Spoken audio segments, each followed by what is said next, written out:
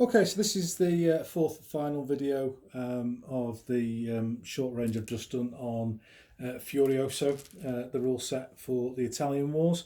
I hope the three previous videos have given you a little bit of a flavour of the rules and how they work. The things that I haven't covered are morale as a reduce of shooting. So you basically take a straightforward morale test if you lose a base due to shooting. That just didn't happen during the course of the bits of the game that I filmed. That's again, it's very straightforward, no problems at all. If Quite a fun part of the game is if you roll 4 1s during any die roll, then you have a hazard. And it's based on whatever through those fours. So in the game that we played recently, I rolled 4 1s on an artillery unit, and it got its range wrong and shot one of my units in the back, which was annoying but quite amusing. You can have units, mercenary units defect or change sides. It's a nice little thing. We played quite a lot over 2 days, and it only happened once, so it's not like it's spoiling the game by happening all the time. It is quite an interesting and little quirky part to the rules that I quite enjoyed. The rules have a comprehensive setup system. We don't use army points and setups, so we didn't. I've not spoken about that. It's just not our thing. We just play the game as is. But that's all in there if you're into that sort of thing, pre-game setup, and there's some nice things in there about pre-battle events that we might bring in because they're a bit of fun, but we certainly won't be having points and deploying and all that rubbish because I just hate it. Simple as that. That's no disrespect to the rules or the rule writer, it's just not our thing. Initiative, I think, covered that, and that was good, and I'm happy with that, and no issues there at all. The movement as well, I like that. Your initiative boosts your movement. As you can see there, things get to grip very, very quickly, so there's no hanging around. It's into action, pretty straightforward. Shooting, that's good, nice and basic.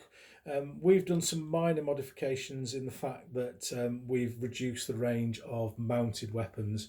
So mounted crossbows have gone from short range 15, maximum range 30 to short range 10, maximum range 20.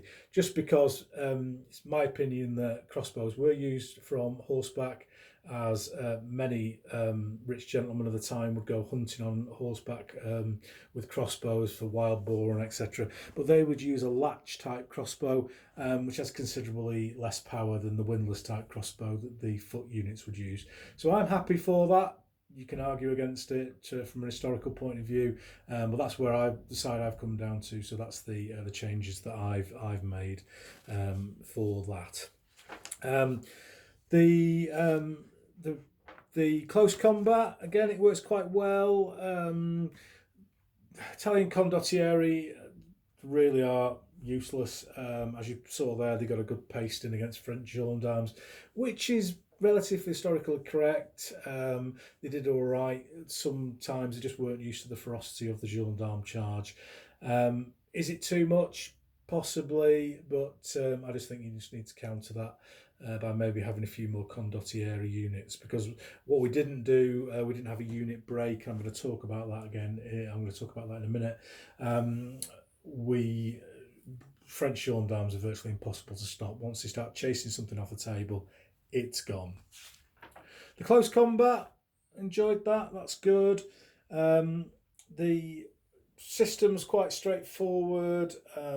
Your morale does work in your favour by giving you more dice. You saw that earlier on with the Swiss pike block versus the lance necks. Lost in the combat, but the superior morale, the extra dice in the combat, close combat morale, gave them the advantage. The difficulty that we found, having played this over a really big game for a lengthy period of time, was that we weren't getting combats combats coming to a resolution, people were just pushing back, pushing back, pushing back, and you never get to that point. So where the combat ends. So you've seen from the bits that we've done, one morale success, or you win by one in the melee in the close combat morale. Unit gets another casualty, push back one.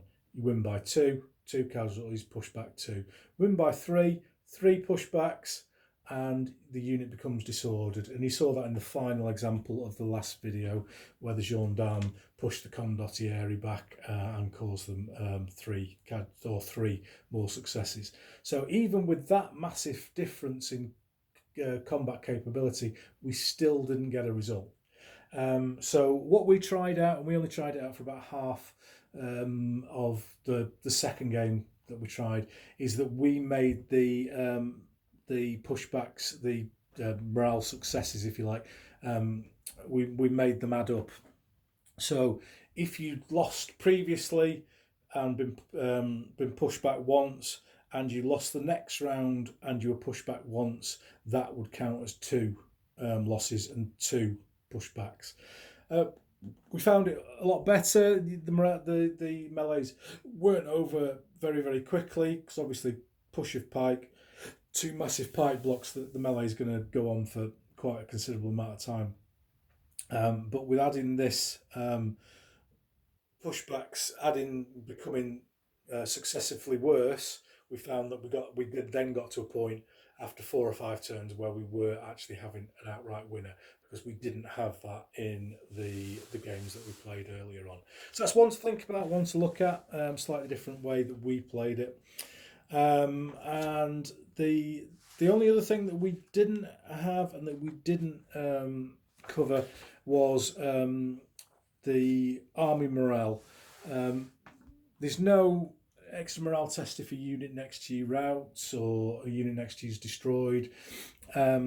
It's based on army morale. Now the way it works in the rules is based on army morale points, and that's based on the number of units you've got. Now it's 1 army morale point for every 4 to 6 stand unit, 2 for every 8, 3 for every 12, and 4 for every 16. And the table in the book only goes up to 15.